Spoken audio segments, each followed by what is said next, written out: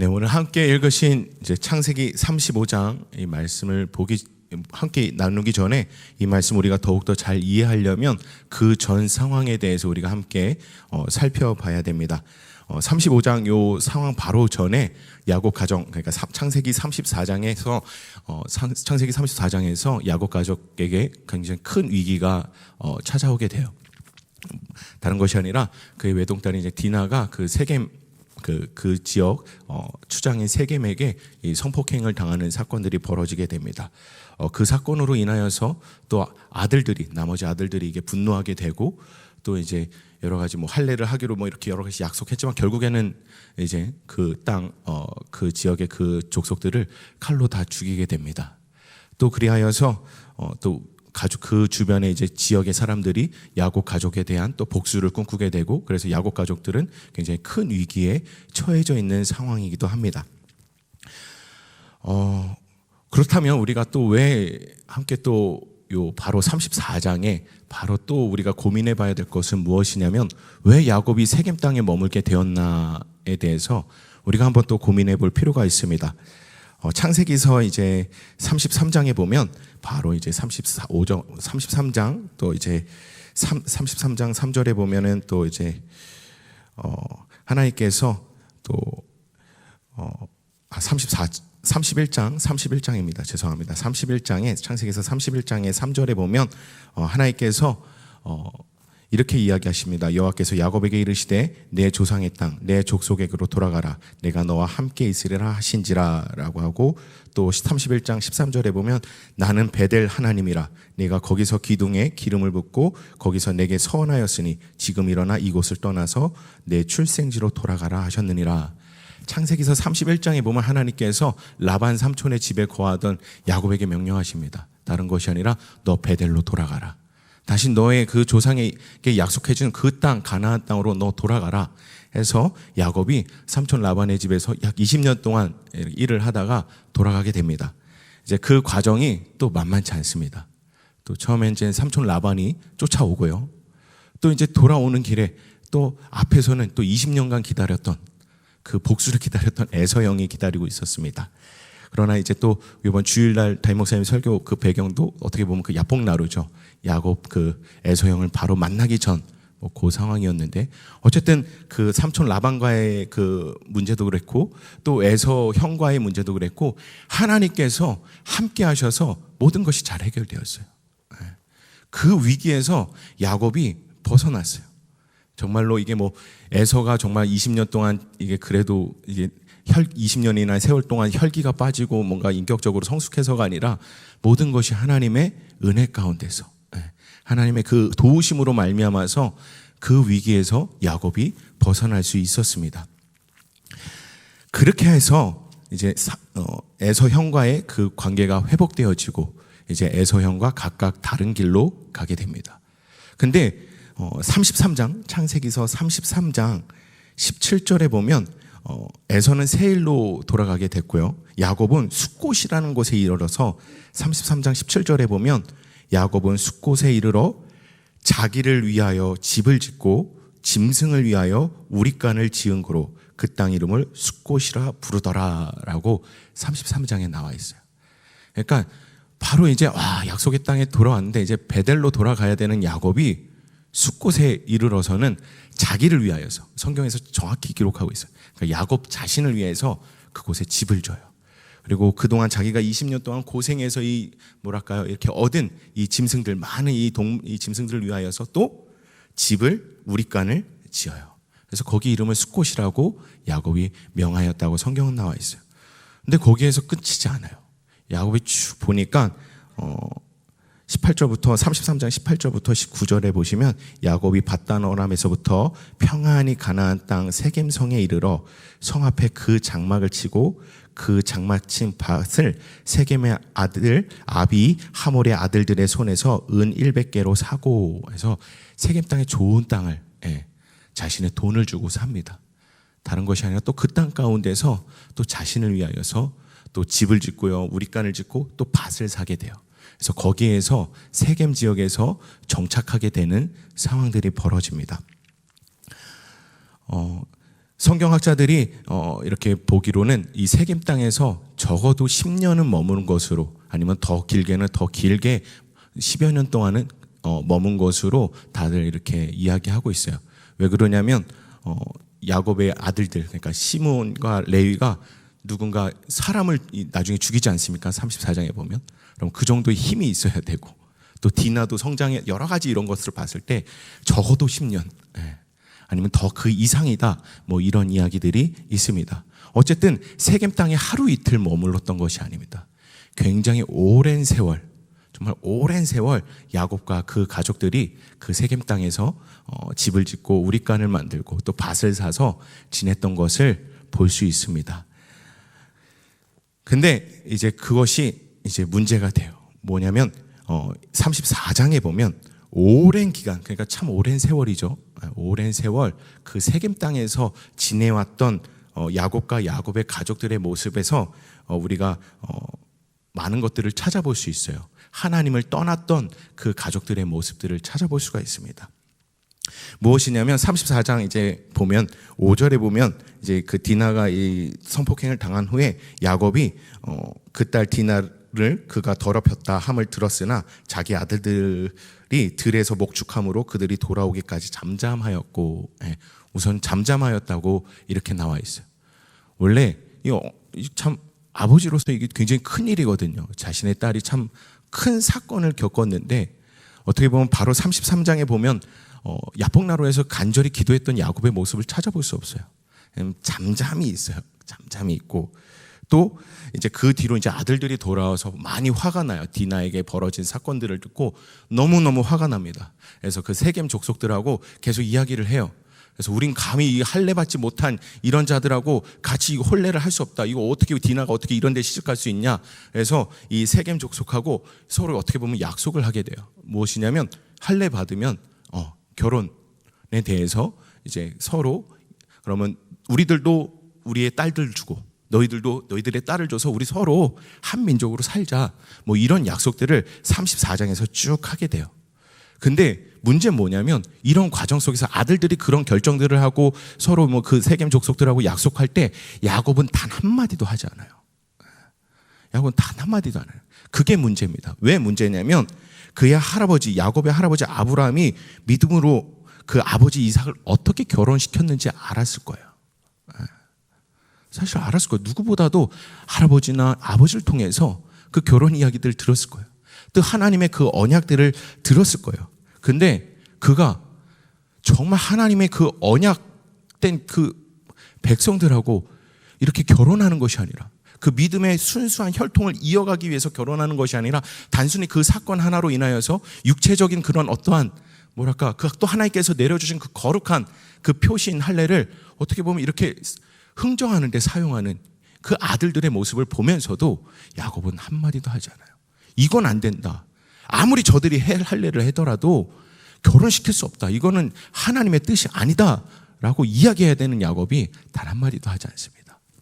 그리고 더 문제는 34장 30절에 보면 야곱은 다른 것이 아니에요. 시몬과 레위가 사람들을 죽이고 나머지 아들들이 그 사이에 많은 것들을 노력해온 그 것들을 보면서 다른 게 아니라, 우리 어떡하냐, 이제 우리 죽겠다, 나 이제 죽겠다, 다른 가나안 족속도 우리 가만두지 않을 거다, 우리 집안 끝났다, 나는 죽을 거다, 자기 죽을 것만 걱정하는 야곱의 모습들이 34장 30절에, 창세기서 34장 30절에 야곱의 모습이 나와요. 가족, 그 딸의 성폭행 사건과 또 살인하는 사건들, 또 아들들이 그 사이에 막 노력하는 사건들, 막 그 정말 끔찍한 일들이 일어남에도 야곱은 단 한 번도 하나님을 찾지 않는 모습들을 보게 됩니다. 34장에 보면요, 단 한 번도 하나님이라는 단어가 등장하지 않아요. 창세기서 34장에 보면 하나님이라는 단어가 한 번도 등장하지 않아요. 어떻게 보면 오랜 세월 세겜 땅에 머물면서 하나님에 대한 그 사랑과 신앙이 식어져 버린 야곱의 모습을 볼 수가 있습니다. 또한 아버지가 이러다 보니 또 그의 자녀들도 또 세겜 땅에 오래 살게 되다 보니까 세겜화 되어버린, 세겜 사람처럼 되어버린 그들의 자녀들의 모습도 볼 수 있어요. 창세기서 34장 1절에 보면 디나가 그 땅에 그 여자들을 보려고 나갔다가 그런 사건들이 벌어지게 돼요. 근데 그 땅의 여인들을 보러 갔다라는 그 어떻게 보면 해석이 그리 긍정적이진 않습니다. 왜 그러냐면 그 땅의 문화, 그 땅의 여인들이 어떻게 하는지, 그 땅의 여인들의 생활이 어떠한지 그것이 궁금했던 거예요.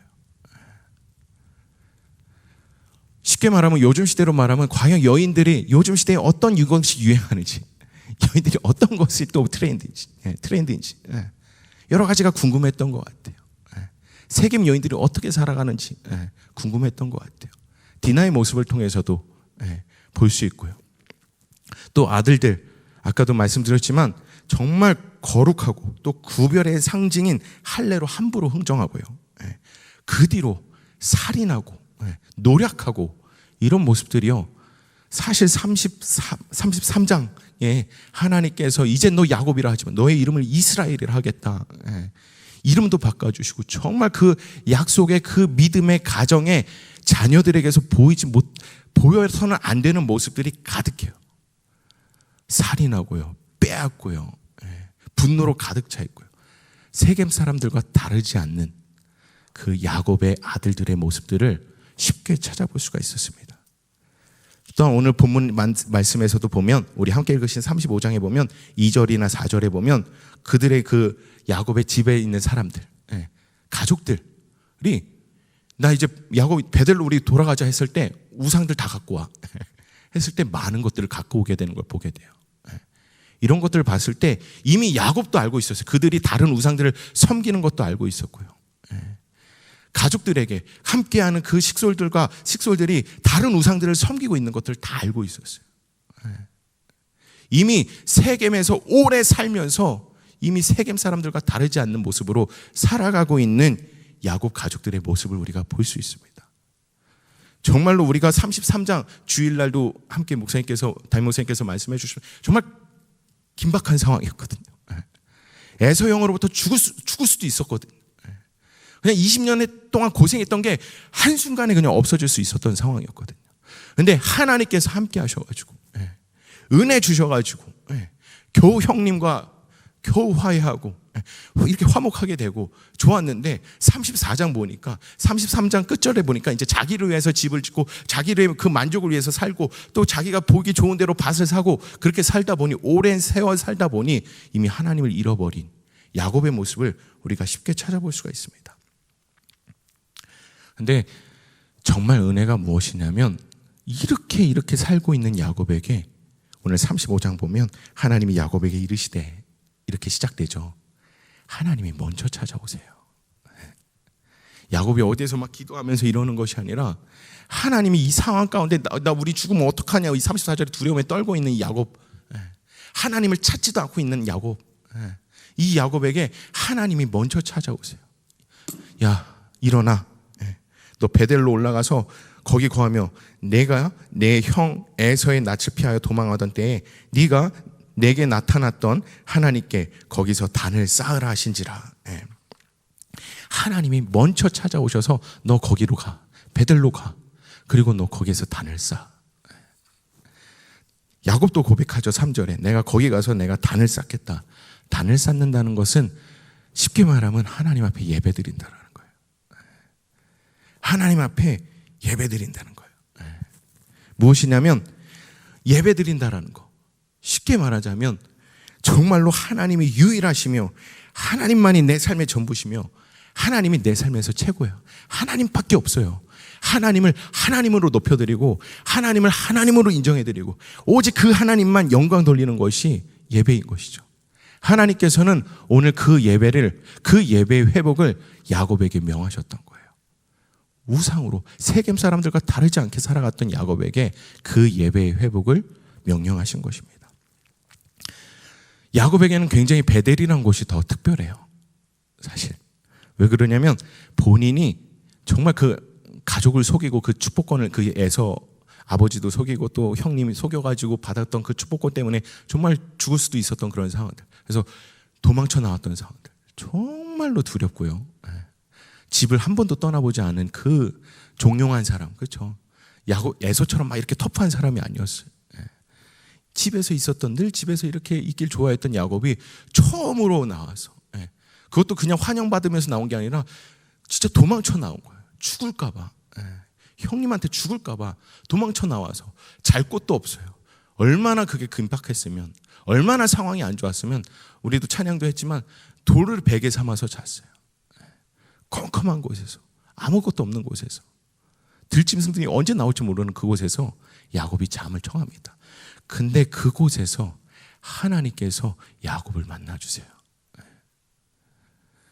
하나님께서 그전에는 아버지나 할아버지로부터 들었던 하나님이 아니라 직접 본인이 정말 하나님을 만나게 됩니다.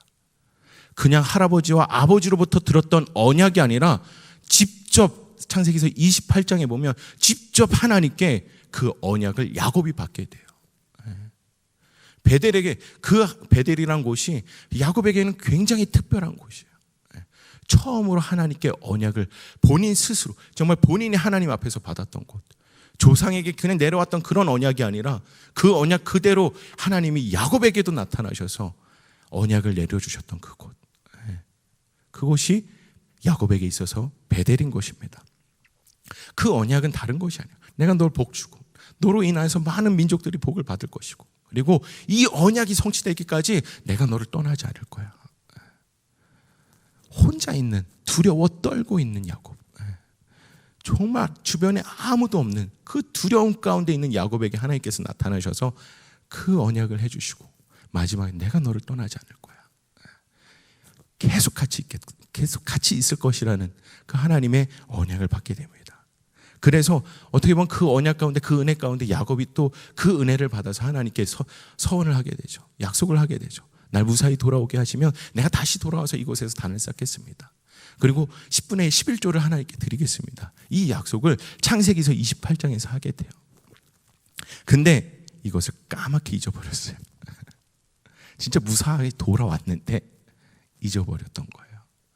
그래서 하나님께서 그 어떻게 보면 처음 만났던 그곳, 언약을 처음 내려주셨던 그곳, 언약이 있는 그곳, 은혜가 있는 그곳, 하나님께서 함께 하시는 그곳, 베델로 돌아가라는 것입니다. 어떻게 보면 일어나라는 것은 다른 것이 아니라 세겜 땅에 앉아 있었다는 거예요. 뭐냐면 세겜 땅에 머물러 있었다라는 거예요. 너 이제 일어나. 여기 있을 때가 아니야. 여기 앉아 있을 때가 아니야. 네가 있어야 될 곳은 바로 그 언약이 있는 그곳, 하나님의 은혜가 있는 그곳, 회복이 있는 그곳, 위로함이 있는 그곳, 너 베델로 돌아가라. 하나님께서 야곱에게 명령하시는 것입니다. 하나님은 야곱이 다시 예배를 회복하기 원하셨던 것입니다. 모든 우상들과 또 개인의 안락한 생활을 버리고 오직 영광 받으시기 합당하신 하나님께로만 영광 돌리기를 원하셨던 것입니다. 본인이 20년간 그 삼촌 집에서 고생했던 거, 또 세겜 땅에서 그래도 지금까지 안전하게 편안하게 지낼 수 있었던 거, 다른 것이 아니라 그 모든 과정 가운데 하나님께서 함께 하셨기 때문에 모든 순간순간마다 어려움은 있었지만 하나님께서 늘 함께 하셨던, 늘 야곱의 삶과 함께, 정말 창세기서 28장의 그 언약대로 정말 신실하게 야곱과 함께 하셨던 그 하나님, 그 하나님, 야곱, 너는 나를 찾으라는 거예요. 오직 나만 예배하라는 거예요. 나만 의지하라는 거예요. 나만 경배하라는 거예요. 하나님은 야곱에게 이것을 원하셨던 거예요. 오늘 우리가 창세기서 35장을 우리가 함께 보고 있습니다.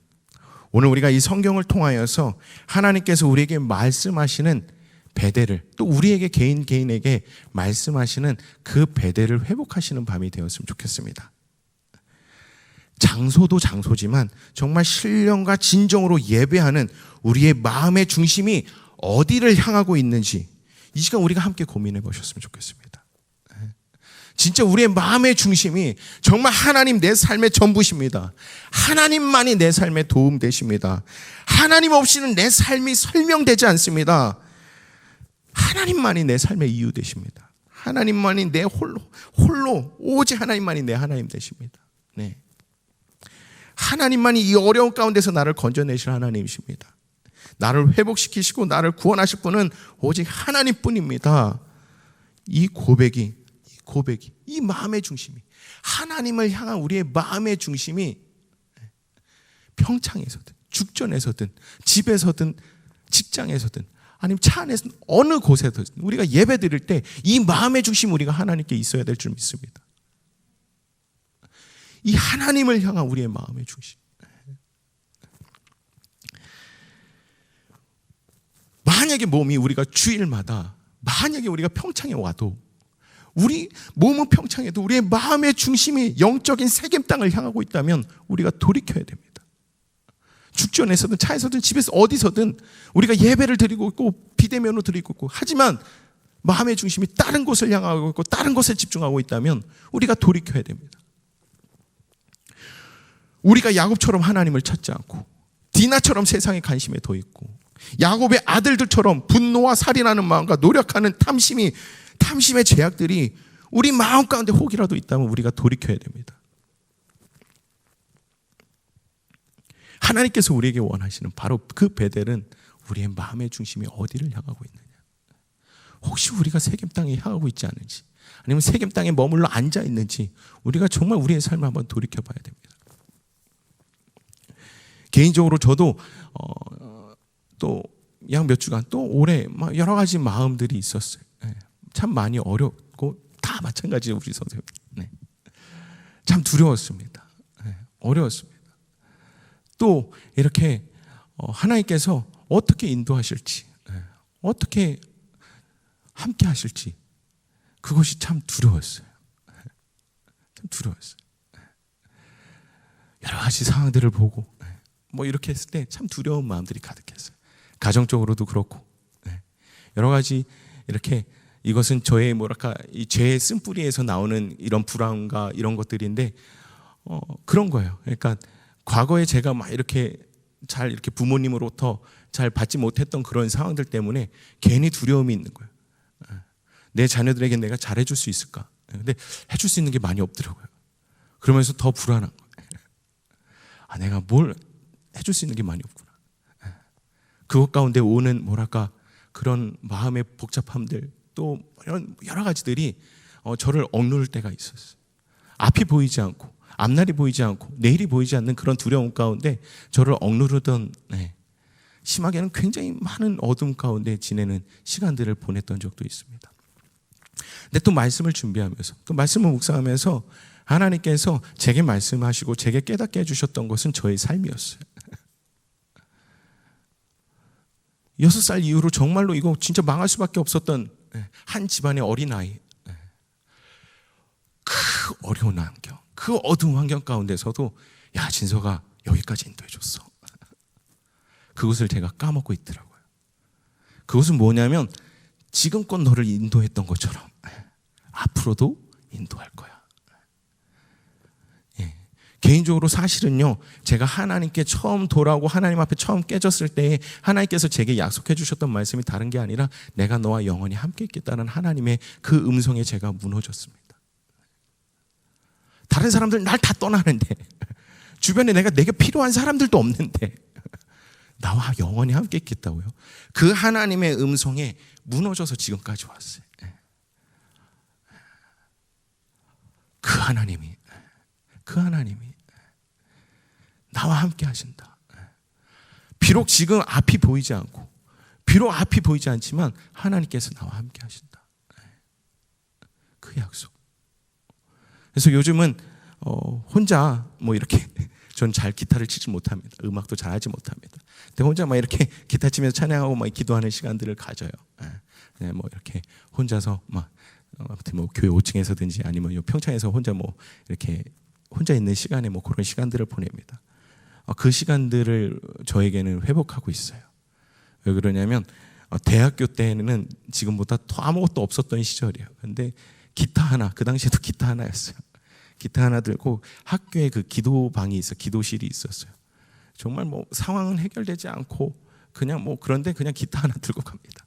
그럼 거기에서 혼자 그냥 기타 치면서 찬양하고 기도하고 그냥 혼자 그러던 시간들이 많았어요.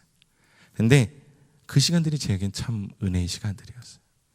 그 시간들이 저한테 참 회복의 시간들이었고 어떻게 보면 그것이 저에게는 베델이에요. 하나님에게 회복이 있는 곳, 하나님의 은혜가 있는 곳, 눈앞에 아무 뭐 약속된 것, 아무것도 뭐 확정된 것 이런 것이 없지만 또 내가 하나님을 찬양하고 하나님을 예배할 때 하나님께서 또 새 힘을 주시고 또 함께 하시는. 그래서 전 그 20대 그 대학교 때 지냈던 그때를 제가 굉장히 그리워하면서 요즘 그런 시간들을 좀 자주 보내고 있습니다. 또 그러면서 또 하나님과의 관계가 회복되어지고 또 하나님께 나아가는 그런 시간들을 보내고 있습니다. 오늘 이 밤에 우리가 우리 각자의 배대를 회복하는 우리 성도님들 되셨으면 좋겠습니다. 우리의 마음이 어디를 향하고 있는지 우리가 한번 고민해 보셨으면 좋겠어요. 하나님을 향한 우리의 사랑, 우리의 믿음이 회복되어지는 베델로 우리가 일어나 가시는 우리 성도님들이 되었으면 좋겠습니다. 세겜 땅에, 영적인 세겜 땅에 내 생각, 내 마음, 내 육체 다 빼앗겨버리고 지금 살아가고 계신 분들이 있다면 다시 이 시간 통해서 우리가 다시 한번 말씀을 보면서 다시 한번 하나님의 말씀으로 돌이키는 밤 되었으면 좋겠습니다. 다시 그 하나님 앞에서의 그 고백, 그 사랑, 그 믿음을 회복하는 우리 성도님들 되셨으면 좋겠습니다. 히브리서 11장에 보면 믿음의 선진들, 믿음의 선배들의 이야기들이 나와요. 거기에 야곱의 이야기도 나와요. 야곱의 이야기가 나오는데 히브리서 11장 21절에 보면 믿음으로 야곱은 죽을 때에 요셉의 각 아들에게 축복하고 요셉의 그 아들들에게 축복하는 장면이 나오죠. 근데 그 뒤에 그 말이 나옵니다. 그 지팡이 머리를 의지하여 경배하였으며. 지팡이를 의지해서 하나님을 경배했다. 뭐죠? 하나님을 예배했다라는 거예요. 믿음으로 하나님을 예배했다라는 거예요. 야곱의 인생이 결코 쉽지 않았어요. 근데 바로 앞에서도 고백했었고요. 그가 그 노년까지 고백했던 여기까지 하나님 날 이끌어 주셨다.